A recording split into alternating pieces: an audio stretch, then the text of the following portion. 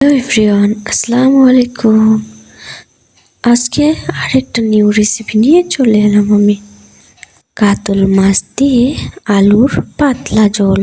চলো ঝটপট রান্না করা যাক। কড়াই গরম হয়ে গেলে এর মধ্যে দিয়ে দিব তেল।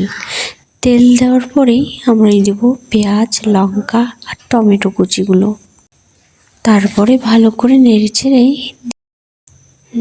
চেড়েই এখন দিয়ে দেব হলুদ গুঁড়ো, লবণ, লঙ্কা গুঁড়ো, জিরে গুঁড়ো দেওয়ার পরে ভালো করে নেড়ে চেড়ে এখন দিয়ে দেব একটু জল দেওয়ার পরে ভালো করে নেড়ে চেড়ে আবার ঢাকা দিয়ে দেব।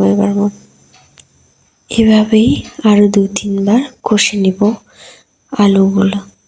আলুগুলো কষা হওয়ার পরেই এর মধ্যে দিয়ে দেব মাছটা দেওয়ার পরেই আরও ভালো করে নেড়ে চেড়ে এর মধ্যে ঢাকা দিয়ে দেব।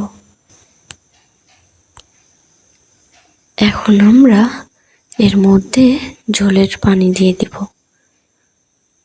ভালো করে নেড়ে চেড়েই এর মধ্যে ঢাকা দিলেই আমাদের মাছের ঝোল রেডি হয়ে যাবে।